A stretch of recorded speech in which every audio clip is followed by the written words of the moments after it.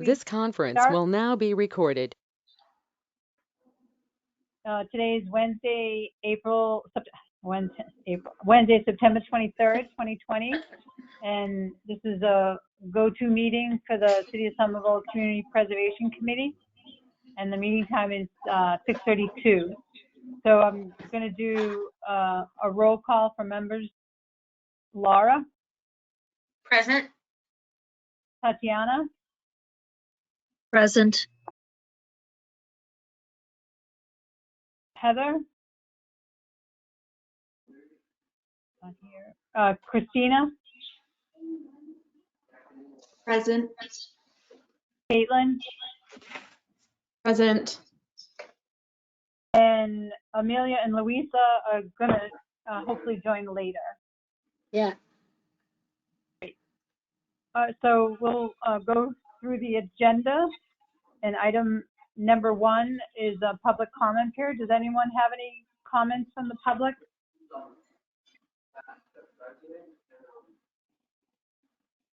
No?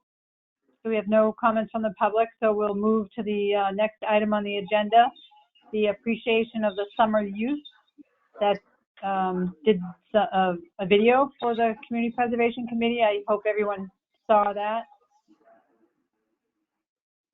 Judith, do you want to talk? Yes. So, so I shared with you one of the items that the youth developed, but I just wanted to start by really thanking the youth. So we have Lindsay and Davi and I think Victoria online. So a really incredible team of young people that were very committed to their work and really went out of their way to innovate while learning to do all this kind of stuff. It was the first time we were doing this kind of job, so really appreciate them for the hard work and for the passion and for the contribution that they've made, towards the city and the CPA program specifically. So I would like now to invite Lindsay to make a few remarks. Hi, can you guys hear me? I just want to confirm. Yeah. Yes. Yeah. Okay. So I made a mini slideshow. I know you guys can't see it, but I just would read it out loud. So the summary of work. Well, although at first it took my team and I to find our footing to create original pieces of work for the CPA, I'm happy to review that what we finally came up with was an over 20-minute long documentary style video with original footage that was edited, scrubbed meaning that the audio was refined into the documentary, and also along with it an original script that was created from scratch, and also audio files that were originally recorded, like from us. The next thing being short social media videos that capture the main points of the CPA's mission and focus. Original posters highlighting what the CPA has done for Somerville and how the condition of the project has improved due to the CPA funds used. Original social media posters that hopefully inspire and intrigue people to get involved with the community and the CPA/Somerville's CPC. The next slide is the experience summary. So I wrote a short paragraph about that. I said, overall, my teams and I experience at the CPA, or working for the CPA, was an extremely positive one. We all learned what it's like now to work for an organization that genuinely does have a positive impact on our ever so changing community, that growing and changing community. Sorry, I messed up.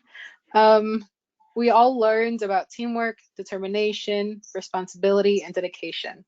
Also, how to improve upon our mistakes when we make them. I'm proud to say that I was employed at this organization, and I'm so grateful that I won my position here by chance. We are also so incredibly grateful for our supervisor Judith as well. She is the one that has stood by us and has kept us motivated during these unprecedented times. None of this would have been possible if it was not for Judith advocating and coming up with the idea of this program. Thank you to all as well. Thank you so much. That was great. I was pretty amazed when I saw the video how, I mean, it just captured so much of the CPC work, and the interviews were really, you know, well thought out, and the comments from everyone, and the slides that you put together. So it was really very professional, and I was impressed, and I'm sure we'll use that product for many years to come. Does anybody want to say anything else about the video and other work that the teams did, the youth? I would just second what Jane said. I watched it as well. I thought you did a great job capturing some of the efforts that CPC went on to fund. And yeah, look forward to using it to get more community members involved with us. Thank you. Thank you very much. Yeah, I'd just like to say, adding to Judith's comments, sorry, Alan Nacio, Director of Finance, and Judith's supervisor on the CPA. On behalf of the city, I want to reiterate Judith's comments on the quality of work, the dedication of the students. It speaks volume to the quality and of students that we have in the programs we're building out over at Somerville High. And, just want to pass along another thanks on behalf of the administration. This is Caitlin. I'll just add to the pool of positive comments. I was very impressed by both the quality of both the content and the production, and I found the script and the voiceover especially compelling. So I hope you're all very proud of your work, as you should be, and thank you for your commitment this summer.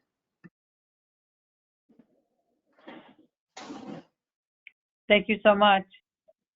I see Heather's here, another CPC committee member. Welcome, Heather.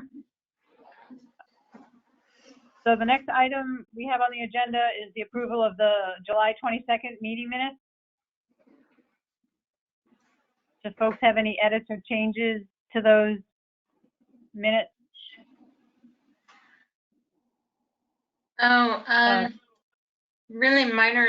Couple really minor things.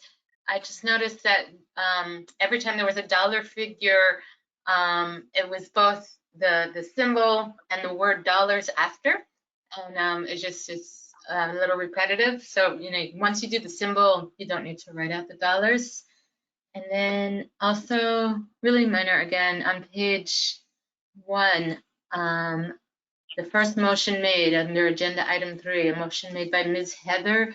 I thought, because you consistently use people's last names throughout the rest of the minutes, Judith, that should probably just be Ms. Highmark to keep it consistent.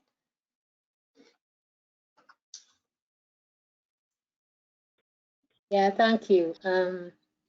I used to report the figures without the dollars on, and I remember the former chair insisting that I put the dollars as well. So, but I'll make sure that I choose one of the two. Thank you. I'm a grant writer by profession. You always go for the smallest number of characters you possibly can. Thank you.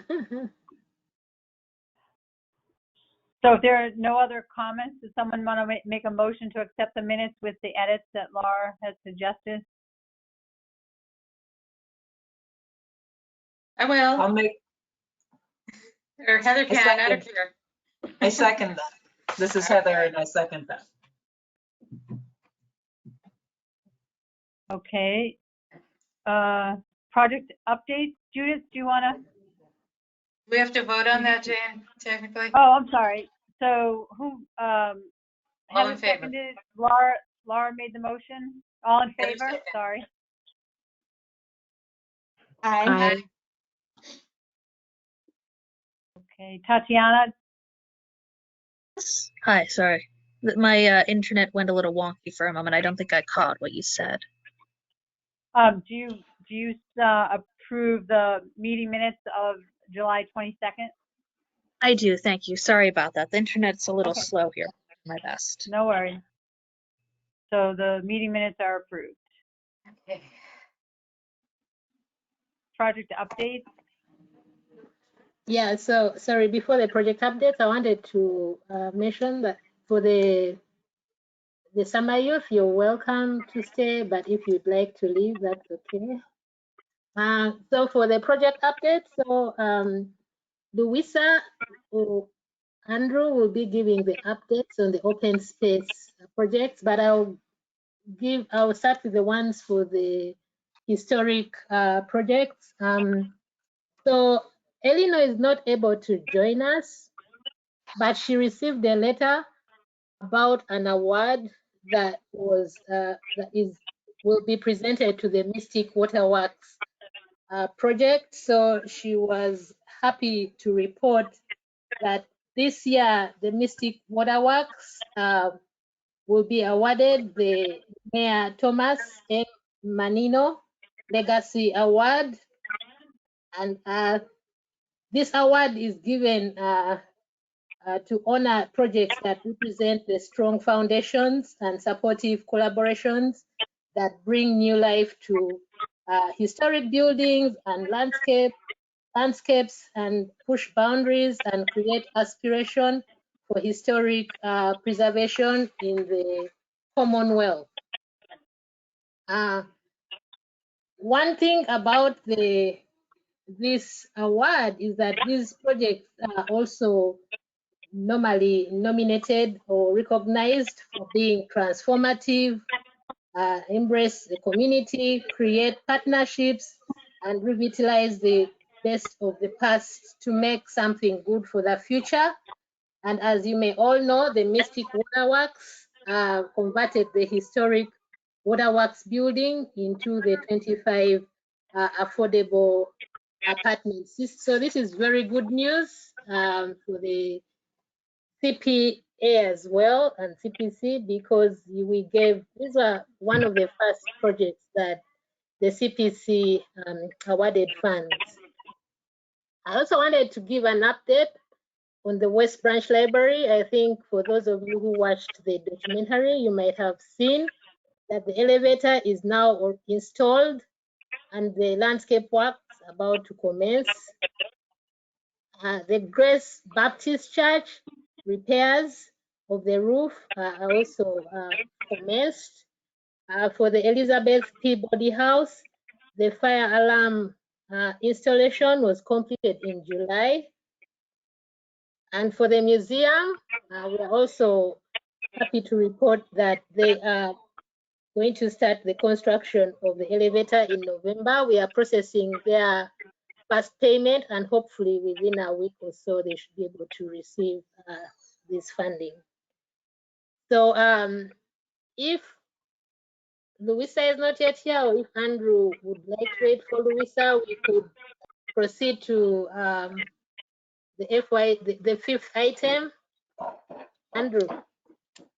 Judith, I'd love to give an update on the two CPA funded open space projects, but unfortunately I don't have a lot of background on those. Okay. I know Louisa is planning to join a little later, so if possible we can hold off and she can give an update when she joins. But I do know that both Powder House and Central Hill are both making good progress. But hopefully Louisa can give more broad comments when she joins. Thank you. Cher, can we come back to that later? Yes, so we'll come back to that when Louisa comes, and then we'll just move to item number 5, the FY21 CPA applications. So this year, 9 applications were received, and Judith is going to share with the committee a summary of those applications showing the totals requested and the available funds. We're not going to be discussing the applications tonight. The second stage is the public hearing, which is going to be scheduled for October the 28th at the CPC meeting. And there will be public written comment period between October and early November. And then the applicants will be presenting their proposals, and we'll give an opportunity for the community to speak and ask questions.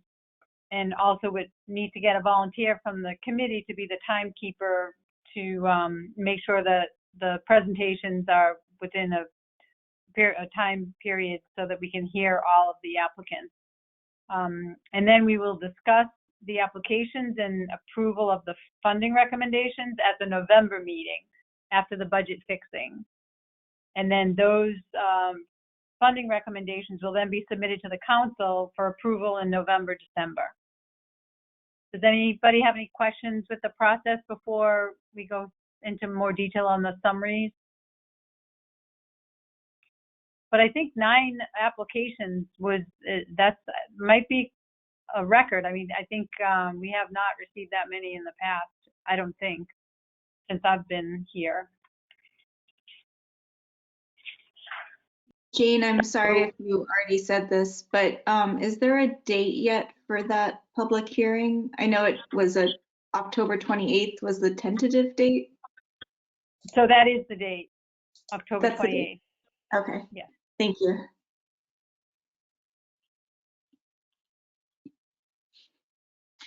So Judith or Alan, are you going to walk us through the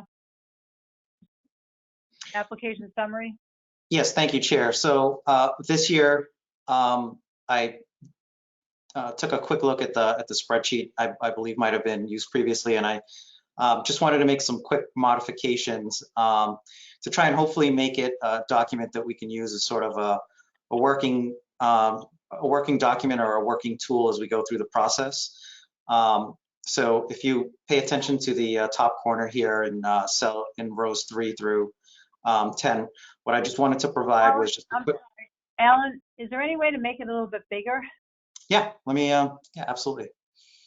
So, 1, 2, let me try custom. Tell me how you prefer it, and I can keep adjusting. Is that better? If you hover on your screen, you'll also see a little plus and minus, and you can use that to zoom in. Oh, there we go. Okay, yep. I can see that.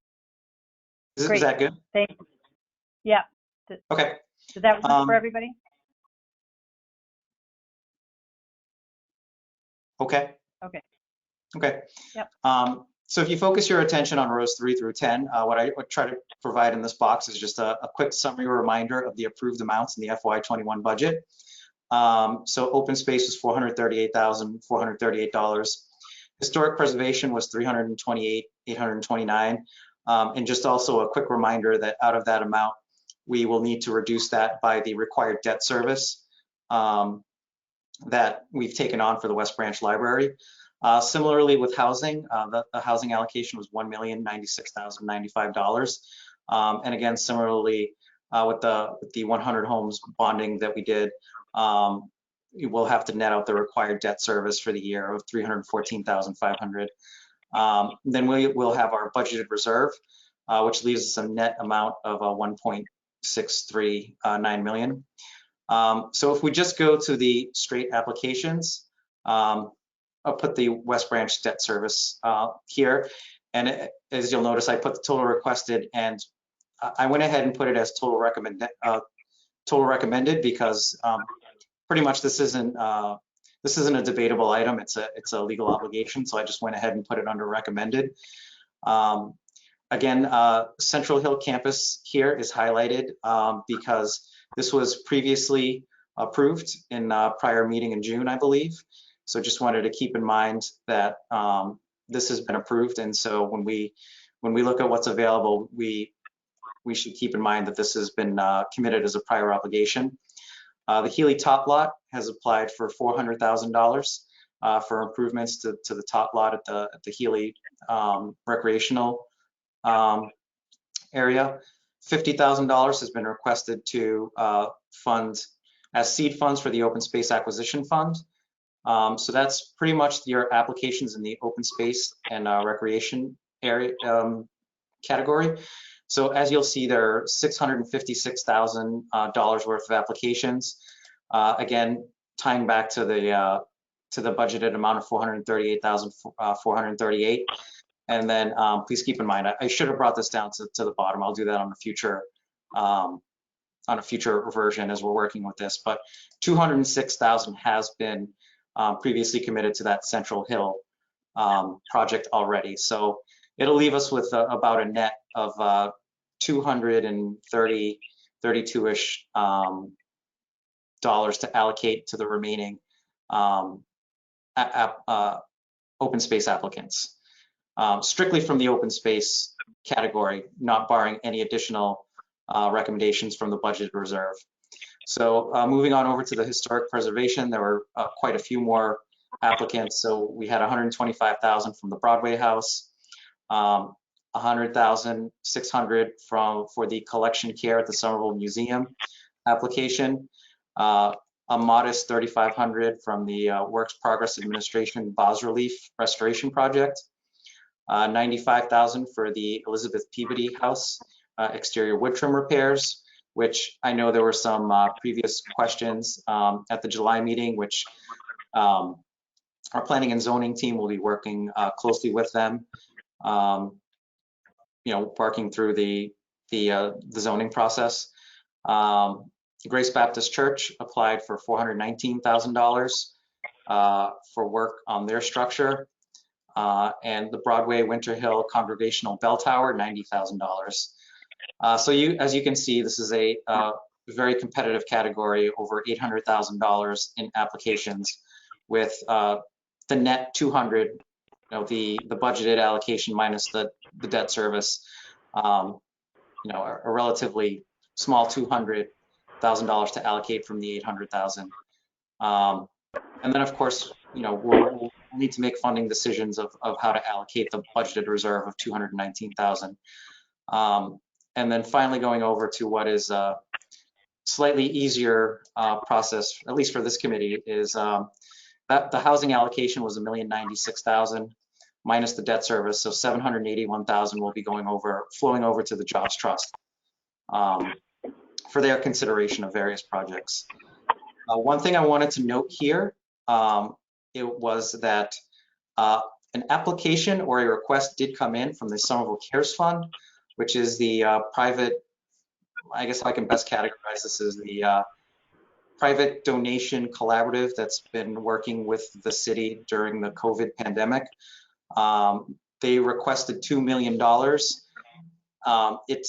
It's not a traditional eligible CPA activity. However, we will be working with them, and for housing related items, they will be able to apply for activities within the housing trust with, using the CPA funding.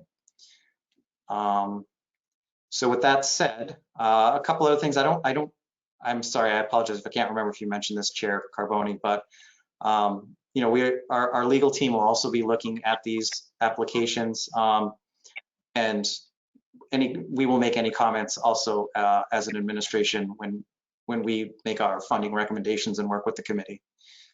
So with that being said, all I have to add is that please take a look at the sheet. If you have any recommendations, if you like anything, would like to see anything additional, any information added, any information taken away, Judith and I are happy to work with you on a format that works best for everybody.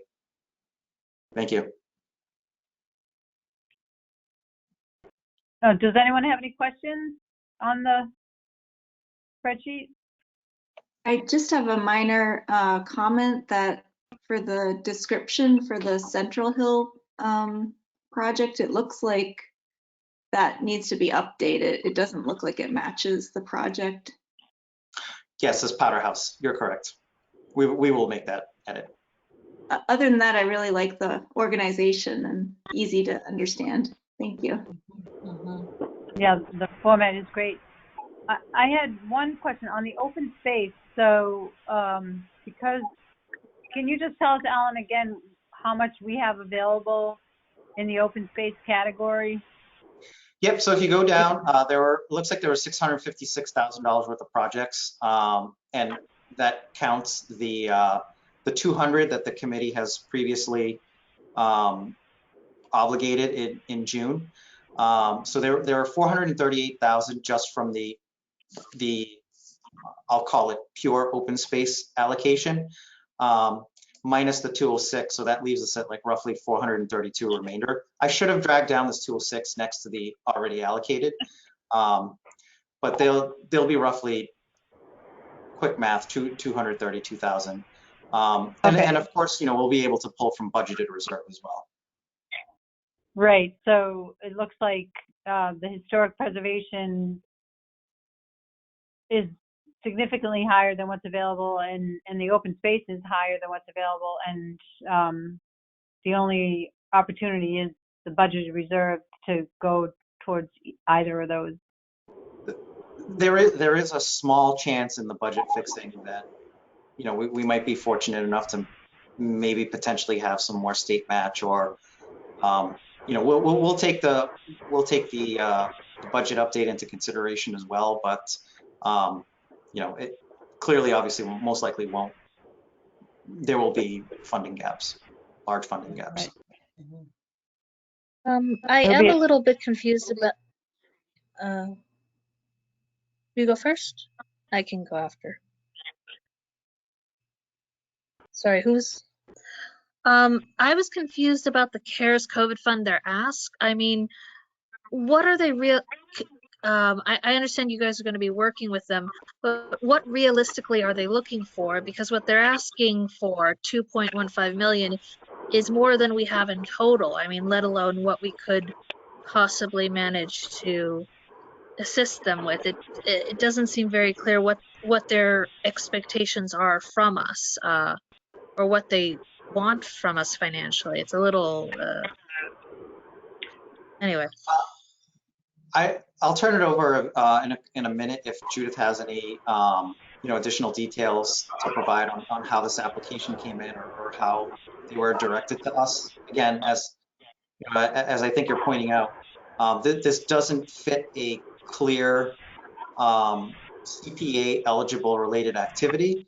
However, under affordable housing, if they are seeking either access to rental assistance funds, or other types of affordable housing relief, they will be able and should make a separate application to the Affordable Housing Trust, which is administering the CPA allocation.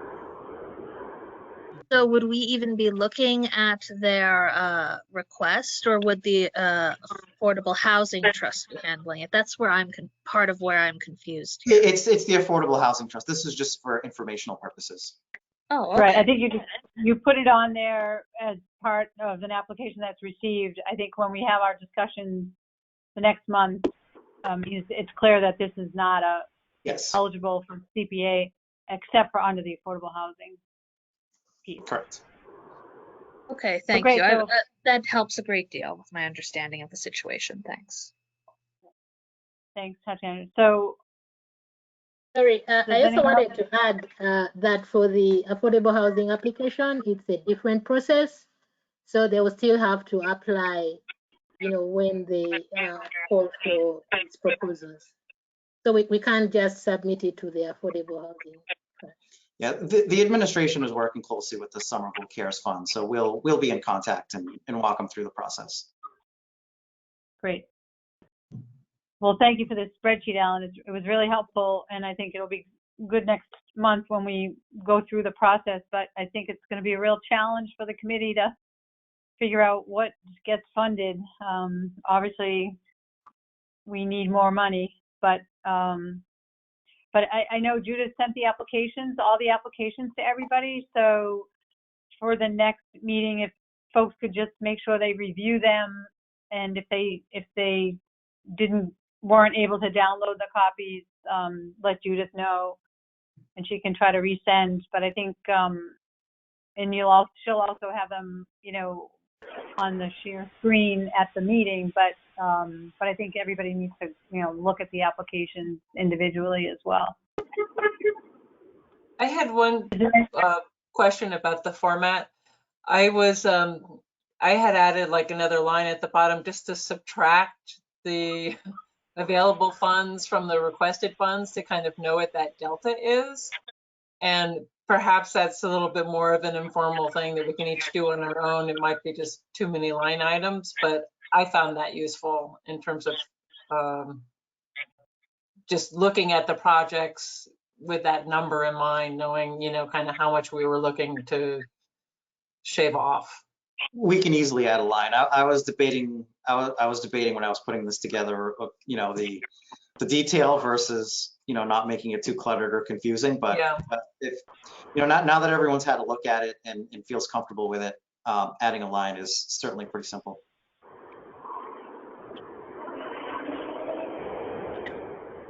All right. Shall we move on to the next item on the agenda?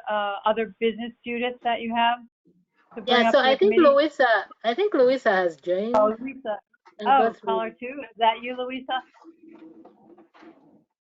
Yeah, I'm here. Can you hear me? Great. Yes. So can you just give us an update? If at all possible, if you could skip me, I'm in my car and I will be home in 10 minutes, and I would prefer to speak to you when I can focus. Okay. We'll move on to other business. Yes. Yeah, so, we can move on to other business as well. Yeah, we don't have any other business. Okay, so we just All need right, you're the final agenda item. So okay, you give me just 1 second.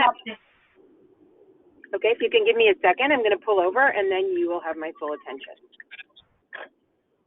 Sorry. No problem. Okay, so sorry I cannot see you guys, but I'm happy to give an update on the open space CPA project. Many of you may know we had Dick Bauer there as a representative of the CPA, as well as Laura, and we had the opening, the ribbon cutting for the CPA. The ceremony itself is on the website, and I highly encourage you to take a look at it, because Dick gave a really, really great speech about the importance of the CPA in both historic and open space. So it was a really lovely ribbon cutting. Unfortunately, couldn't have more than 10 people there, but the ribbon was cut on it, and that project, there are still some traffic improvements that they're making on the street, but it is largely completed. If you haven't been out there, I highly recommend that you have a trip over there. The Allen Street Playground, I believe that was CPA funded. And again, I'm not in front of my computer, so I might need a little bit of help. That project is moving along. We've had some hiccups with the contractor, but we foresee it should be done later this fall. If any of you, I don't think any of you were on the committee when we first presented that one, but it's a small tot lot renovation. So that is going to be completed in the fall. I'm happy to report that the Powder House Park, I don't know if anybody has been by there recently, but they just put the plants in, and that's like when everyone goes, ooh, ah. So that has happened, and that one will be opening, I would guess, within a month or a month and a half. We've had some good and bad days with the developer, but I have to say we're pretty happy with the final result and with their commitment to following through with mostly everything that we asked for. So if you haven't been over there, do have a look, and I will let you know when the ribbon cutting is for that. I foresee that it will also be 10-person maximum social distanced ribbon cutting, but someone from the CPA will be invited to that. Central Hill, the playground that you gave emergency funding to, that we gave emergency funding to in June, will start work. They will start in October. So the contractor is going to be doing some of the hardscape work then, and then we'll pick up again in the spring. Are there any other ones that folks can think of? I assume West Somerville Playground is still on hold because of COVID, right? Because they can't hold community meetings and it just got pushed back. Both of the schoolyards that we funded was designed for are still on hold. So because of COVID and because of the fact that our municipal budget, the landscape for the municipal budget has changed because it's development that brings in that money, we've had to make some prioritization of different capital projects, whether it's in buildings or in parks. And so those design projects are on hold because we wanted to balance the budget, which we did do. So we'll be looking at that again, but again, municipalities are not in the shape that they were 1 year ago in terms of budgets. So yes, those are both on hold. Oh, I know one other one that was also funded was the Dilboy Field, the natural grass playing field. That was CPA funded. That project had a public meeting a couple of weeks ago, and that one is going to be on hold as well. But the design, which we funded, that is finishing up. I can't, to my memory, think of any other outstanding ones that CPA funded. If anybody else remembers any, I'm happy to give you an update.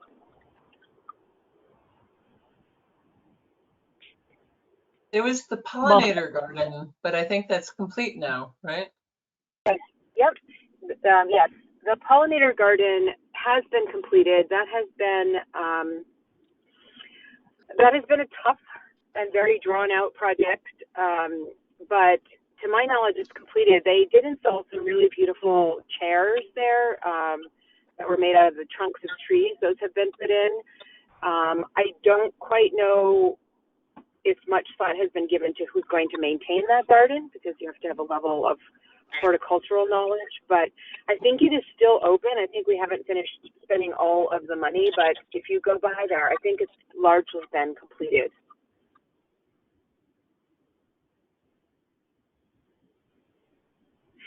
What about the Growing Center? I think we have given money to the Growing Center, and that one has been completed. They just finished making a shade structure, which is really lovely. If you haven't been over there yet, I highly recommend having a look at that site. They really did a great job. I think that may have been 2 or 3 cycles ago that we funded them.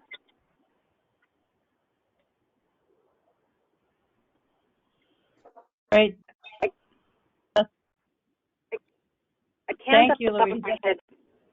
Sure, I can't off the top of my head think of any other ones, but if so, just let me know, and I'm happy to update you. I think there's been one thing that COVID has shown us is how important parks and open spaces are to people, because they've been so used, and there's people out absolutely at all hours trying to get in some physical exercise and maybe getting away from other people. So I think that's one thing that has really been illuminated with this pandemic. The other thing that Judith had asked me to speak to, and I'm happy to do this now or to wait until the next meeting, is about our division, the Public Space and Urban Forestry Division. Judith, would you still like me to talk about that? Yes, you can. Okay. So the Public Space and Urban Forestry Division, about a year ago, or the last June, a year ago in June, during budget season, it used to be the Transportation and Infrastructure Department, and those two divisions, that division was split into 2.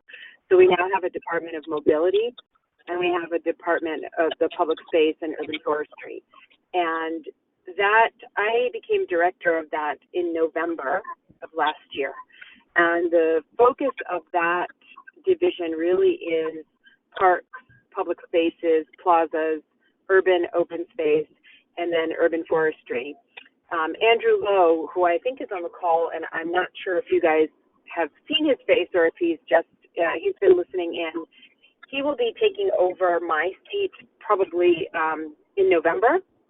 Andrew is one of 3 public space planners and one of 3 landscape architects that are in the division. So he and Courtney Kirk are both registered landscape architects.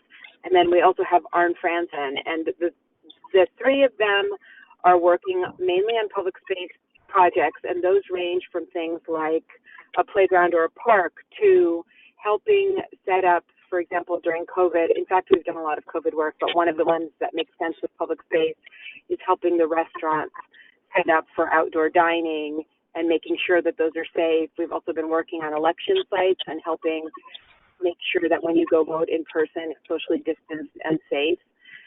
So we're doing public space, but it's a little bit beyond the scope of just your park and playground. It's also plazas. We work very collaboratively with mobility as well to make sure our streets are not only safe for non-motorized travel, but also become spaces. And then the second part of our division is the urban forestry division. We have two foresters, urban foresters, work closely with DPW to take care of the urban canopy, Somerville canopy.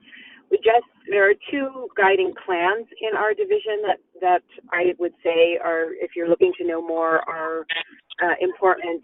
The first is the open space and recreation plan. This is required by the state for us to get park funding and other funding, and that was written in 2016. If you Google Somerville Open Space and Recreation Plan, you should find it very easily, and that lists kind of the goals of the open space program, and also has some very good data on the types of needs that we see. For example, we know that we have a number of hours of unmet needs for athletic fields. There are a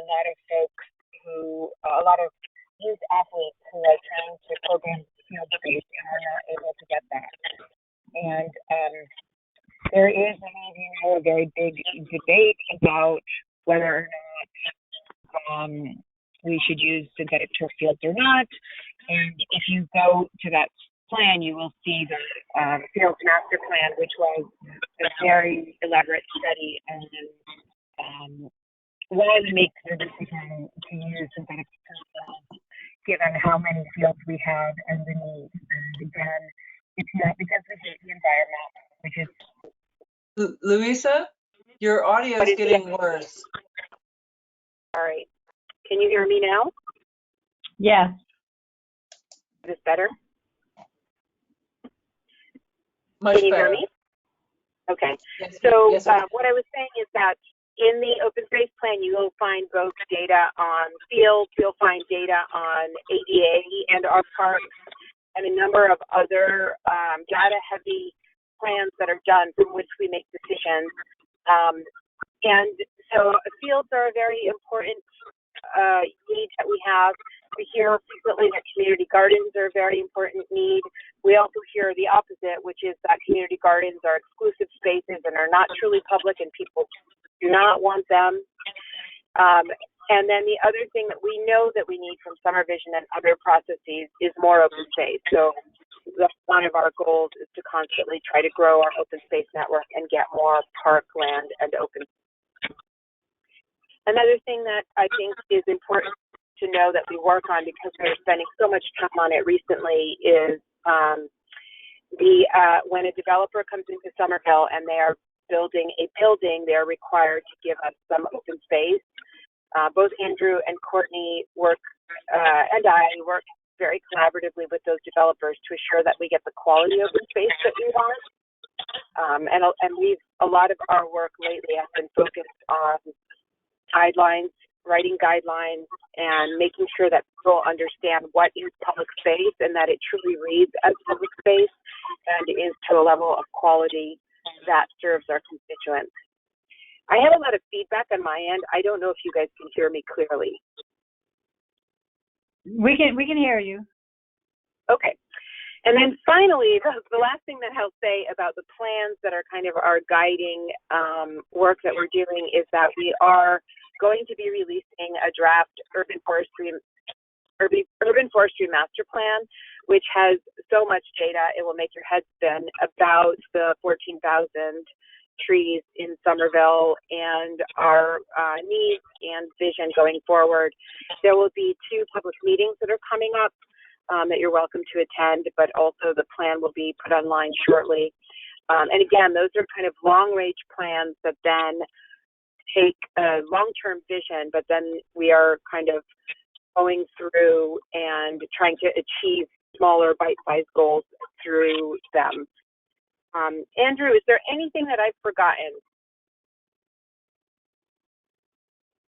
Louisa, I'd say you've done a pretty thorough job overall. So Andrew also has joined the division only in COVID, so he's actually never sat with us in physical space. He started in March, so but yeah. So those are kind of the guiding things, the documents and the things that we're working on a daily basis. I'm happy to answer any questions if folks have public space and urban forestry questions. I have a question. This is Heather. My question is about the Green Line extension and the bike paths related with that. What is the interface between that work and the city in terms of like, does that count towards our urban forestry? Is it, Somerville or state? What is that? So that land all along the community path belongs to MassDOT, so it's state land. It is not our land. And the extension that will continue is going to look very different than the community path that we see today. And there are parts that are very narrow. There's not a lot of gathering spaces or even, there's no parkland really or nodes that people can gather in. So there are a few, and there are some slopes. So the extension itself and the community path will be very different than what we're accustomed to. That project is run out of the mobility office, but we do collaborate with them pretty extensively on, we're not there yet, but they have conversations with the GLX team frequently on what are the possibilities for landscaping that area, what could that potentially look like, to the minutia of how is these spaces, how are they going to be maintained? So the answer to your question, Heather, is it's not Somerville land. It is state land, but we try to work with the state to make sure that we are able to get it as green as possible and then to maintain it. It's a tough site because there will be active rail transportation and railroad cars going on there. So the state has some pretty strict rules about what can and cannot be adjacent to those corridors. Okay. So residents so none of that would ever be available for CPA funds if people wanted to do enhancements to entrances or connections or anything like that? I don't know. We'd have to look into the bylines, but we do have to get the bylaws, rather. We do have to get permission from MassDOT to do certain things. Frequently, people will do things on the community path that they don't have permission for, but then you risk losing that. I wouldn't say that we can never do anything on that land, but I will say that it's not our land, and we have to work with the state in order to do things on that land. Okay. That's an interesting question. I think we'd have to run that by the legal team first. Just like might involve like easements or I don't know. We'd have to run it by the legal team. But good question. I was partly thinking of it in terms of urban forestry because there's been so much canopy loss during the construction, and it could be rebuilt in a number of ways. That also has to, first and foremost, we have to assume, or we have to know that the state would allow us to reforest it because, again, it is an active travel corridor. So they have a lot of rules around that because it's transportation related. So I'm not saying any of those things are off the table, but they require collaboration with the state. We can't just say this is what we're doing, and that's that. Thank you. Sure. Great. Well, Louisa, that was really helpful. I have been by the Powerhouse Park, and I saw the planting going in and really did a nice job. So I know working with developers can be tough. So hats off to you and the department to getting it there. And I apologize for not making the groundbreaking ceremony, but the video was really nice. So excited to see those projects complete. Yeah, Dick should win a CPA Emmy Award for his, he just did such a great job talking about how important CPA is. And the mayor and the city councilor also really gushed about CPA. So it's really a great, and that park in particular was wonderful because it was CPA park money, CDBG money. It was really a lot of different money went into the rehabilitation of that park. Looks beautiful. Well, sorry you're calling from the car, but appreciate your effort to be here for us. And welcome Andrew. And so there'll be an official turnover in November, but you'll be here in October for the application process, Louisa. Yes. So Andrew's been coming to the meetings for the past few months. I really just want to make sure, because we had so much turnover in this committee overall, that I didn't leave too early without him being oriented or without us getting our processes in a better place. So I think November is probably going to be a good time to turn it over. Right. No, that was a great idea. Enjoying learning the process, and I look forward to working with you all. Great. Plus, we'll have a man on the committee. Very good. That's right. So I guess without further ado, if there are no other questions, we can adjourn this meeting and look forward to seeing everybody in the October meeting, where we'll have a lot of tough decisions to make with all those applications and not as many funds available. But so wait, can I just ask Jane, that meeting, we're going to get like 9 different presentations. That's going to be a long meeting, right? Yes. So, you know, you can put yourself on, you can hide your video while you're eating dinner, but I'm sure, Laura, did you want to do the time, do you want to do the time keeper? Because I think it's 5-minute presentations that we typically Is that right? allow. 5 minutes? Sure, I can be the timekeeper again. Yeah, and I just wanted to give everybody a heads up, because I know a lot of you have not done this before. That's a long meeting. and you know, and dense. The material is dense, right? Because you're taking everybody's presentations in, and I was on the other side of this a few years ago, so I just know everybody's up there putting their heart and soul out, like, please give us the money, and here's why. And so just prepare yourselves, is all I'm saying. And it's long, it's dense, and take notes, you know, just keep track. It's an important one.